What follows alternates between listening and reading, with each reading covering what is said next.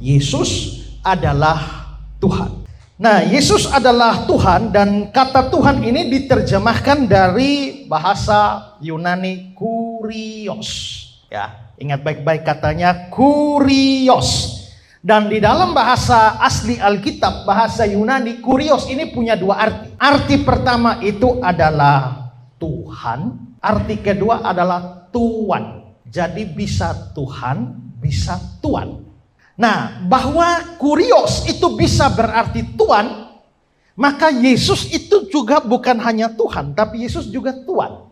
Saya beri contoh, misalnya Matius 8 ayat 2. Maka datanglah seorang yang sakit kusta kepadanya, lalu sujud menyembah dia dan berkata, Tuan, jika Tuan mau, Tuan dapat mentahirkan aku. Bukan Tuhan, tapi Tuan. Kata bahasa aslinya tetap kurios, tapi diterjemahkan Tuan. Matius 8, 5 dan 6. Ketika Yesus masuk ke Kapernaum, datanglah seorang perwira mendapatkan dia dan memohon kepadanya, Tuan, kurios, hambaku terbaring di rumah karena sakit, dan seterusnya. Berarti memang kurios itu bisa diartikan Tuan. Ya. Jadi kalau saudara ke dokter, lalu dapat resep, Tuan Yos. Nah, itu kalau di Yunani kurios Yos. Itu bisa diterjemahkan Tuhan Yos atau bisa Tuan Yos. Tapi karena ini urusan manusia di dokter, maka tidak boleh diterjemahkan Tuhan, tapi Tuhan.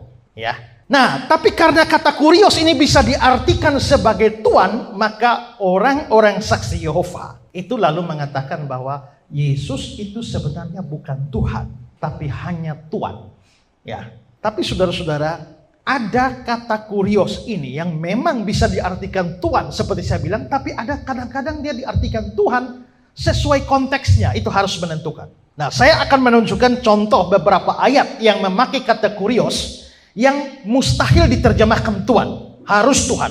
Misalnya Kisah pasal 7, 59, 60. Sedang mereka melemparnya, Stefanus berdoa, katanya, ya kurios. Terjemahkan Tuhan, Yesus. Terimalah rohku. Sambil berlutut ia bersuara dengan nyaring, kurios, Tuhan, jangan tanggungkan dosa ini pada mereka. Dan dengan perkataan itu meninggallah ia. Di sini Yesus disebut sebagai kurios. Mau terjemahkan Tuhan atau Tuan? Kalau diterjemahkan Tuan, jadi persoalan ini Stefanus berdoa. Kalau Stefanus berdoa, mana ada orang berdoa kepada Tuan? Maka tidak bisa diartikan Yesus Tuan, tapi orang berdoa itu kepada Tuhan. Maka di sini dengan tepat harus diterjemahkan Yesus itu Tuhan, bukan Tuan. Karena orang tidak berdoa kepada Tuhan, tapi orang berdoa kepada Tuhan. Ya. Contoh kedua, Kisah 10 ayat yang ke-36. Itulah firman yang disuruh disampaikan kepada orang-orang Israel, yaitu firman yang memberikan damai sejahtera oleh Yesus Kristus, yang adalah kurios dari semua orang. Kurios dari semua orang, bisa Tuan, bisa Tuhan. Tapi kalau diterjemahkan Tuan, Tuan dari semua orang kok nggak cocok. Tidak ada satu orang pun yang bisa jadi Tuan bagi semua orang.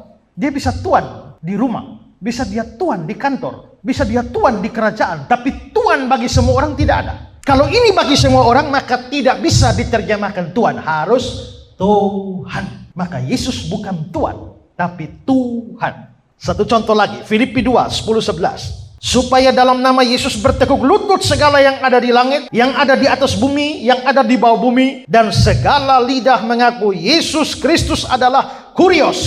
Yesus Kristus adalah kurios. Bisa Tuhan, bisa Tuhan. Tapi kalau ini Tuhan, di ayat sebelumnya dikatakan bahwa bertekuk lutut segala yang ada di langit dan ada di bumi, di bawah bumi. Mana ada seorang Tuhan yang mana segala sesuatu di atas langit, di bawah bumi, sujud dan bertekuk lutut kepada Tuhan? Tidak bisa. Maka konteks ayat ini itu harus diartikan sebagai Tuhan dan bukan sekedar Tuhan. Maka kesimpulan ini dari semua ini adalah bahwa memang Yesus itu dari sisi bahasa bisa berarti Tuhan. Tapi juga Yesus tidak sebatas Tuhan, tapi dia itu adalah Tuhan dalam pengertian yang sesungguh-sungguhnya. Nah, maka di sini kita bisa melihat bahwa kita harus percaya Yesus Kristus itu adalah Tuhan. Dia Allah, ya, karena sebelum dia lahir, Yesaya telah bernubuat, seorang anak telah diberikan bagi kita, seorang putra diberikan bagi kita, lambang pemerintahan ada di atas namanya, bahwa namanya disebutkan orang Allah yang perkasa, maka Yesus adalah Allah. Tapi dia bukan hanya Allah, tapi dia juga adalah Tuhan dalam pengertian sesungguh-sungguhnya. Nah, di sini kita diajak untuk percaya sungguh-sungguh. Dari kitab suci, kita bisa melihat bahwa orang Islam hanya percaya Yesus Nabi. Tidak lebih daripada itu. Orang Islam hanya percaya Yesus adalah Nabi, utusan Allah, tapi bukan Allah. Orang liberal percaya Yesus itu hanya guru yang luar biasa, atau manusia biasa yang luar biasa. Sementara itu, saksi Yehova percaya Yesus itu adalah penghulu malaikat, yaitu Mikael. Ada banyak pendapat tentang Yesus. Orang Yahudi anggap dia Mesias palsu. Orang Islam anggap dia nabi dan menghormati dia sebagai nabi. Saksi Yehova mengangkat Yesus jauh lebih tinggi menjadi penghulu malaikat. Tapi hanya Kristen yang percaya Yesus betul-betul adalah Tuhan dalam pengertian sesungguh-sungguhnya. Maka kita sebagai orang Kristen yang percaya pada kitab suci, kita tidak boleh meragukan sama sekali bahwa Yesus Kristus sungguh-sungguh adalah Tuhan. Memang ada banyak orang dan ada banyak keberatan diberikan dengan macam-macam pendapat. Ya, kita di medsos misalnya, kita melihat ada banyak orang. Ya, misalnya ada orang bilang, ada orang pernah tanya saya, apakah Yesus itu Tuhan? Saya bilang, ya. Tuhan kok bisa mati? Apakah Yesus Tuhan? Ya. Apakah Yesus mati? Ya. Kalau begitu Tuhan mati dong. Lalu saya tanya balik dia. Sekarang saya tanya, apakah kamu percaya Tuhan? Ya.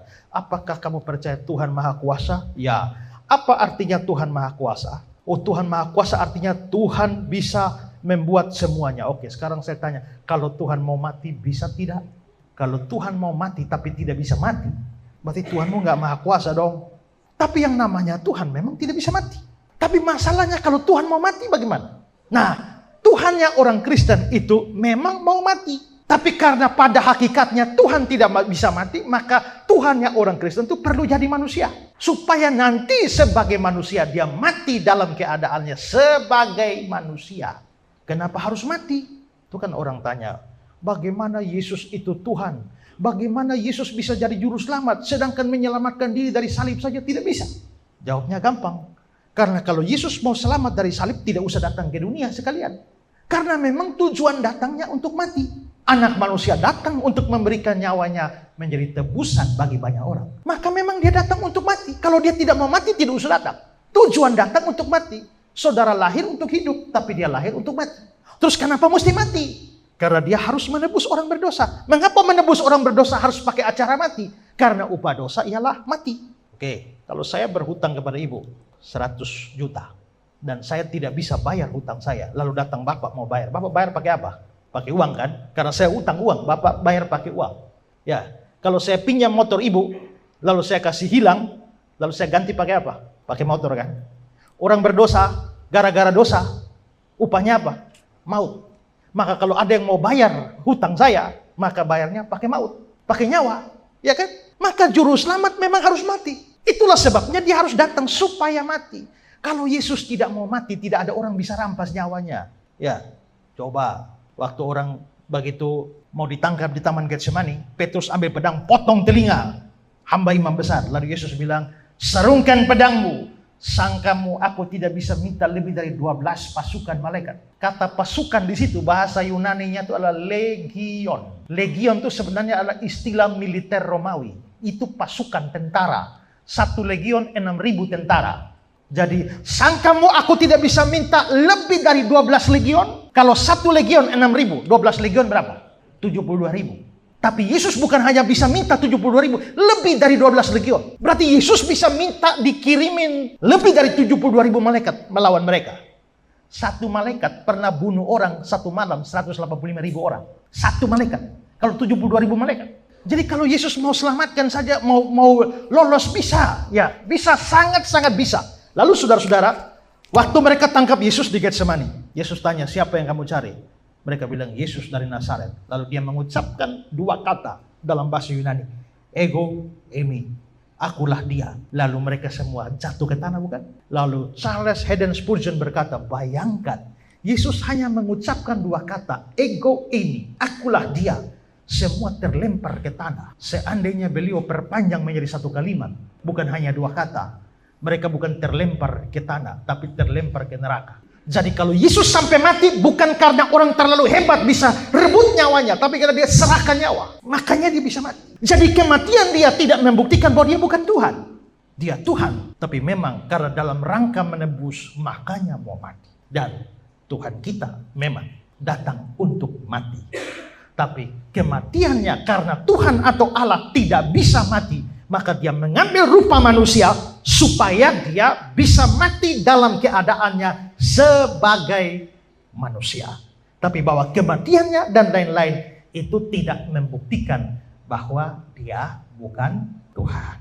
Dengan pemahaman begini sebenarnya kita bisa menjawab banyak pertanyaan. Tuhan Yesus pernah makan? Ya. Tuhan butuh makan? Tidak. Kalau Tuhan tidak butuh makan dan Yesus makan, berarti Yesus bukan Tuhan dong? Ya, masalahnya tidak sesederhana itu. Karena Yesus itu Tuhan.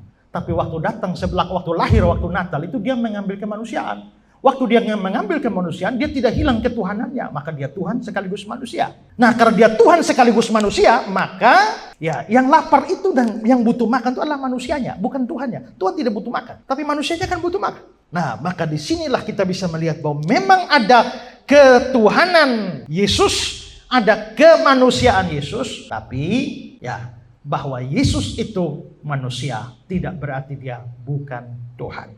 Maka di sini orang Kristen, biarpun ada banyak pandangan tentang Yesus itu macam-macam, tapi orang Kristen harus sungguh-sungguh. Saudara harus sungguh-sungguh percaya Yesus Kristus itu adalah Tuhan, sekaligus juga adalah Allah. Ya, pernah ada orang bilang begini. Ada orang Islam dalam sebuah perdebatan, ya, dia bilang bahwa saudara-saudara, di Alkitab itu Yesus itu bukan Allah, tapi Yesus itu anak Allah. Benar tidak? Yesus itu anak Allah dan Yesus bukan Allah. Coba, anak presiden atau bukan? Bukan. Anak bupati atau bukan?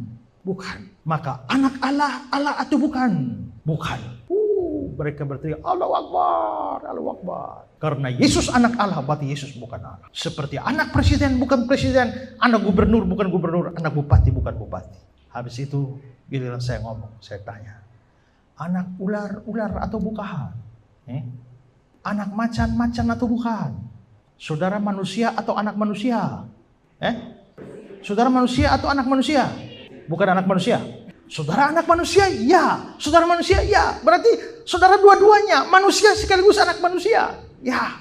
Kalau saudara bisa manusia sekaligus anak manusia, kenapa dia tidak bisa menjadi anak Allah sekaligus Allah? Ya, maka di situ kita bisa melihat bahwa Yesus Tuhan, Yesus Allah, kita harus mempercayainya. Tidak peduli orang liberal mau bilang apa, orang Islam mau bilang apa, orang saksi Yehova mau bilang apa, orang Kristen sejati harus percaya Yesus Tuhan, Yesus Allah dalam pengertian setinggi-tingginya. Itulah ketuhanan Yesus.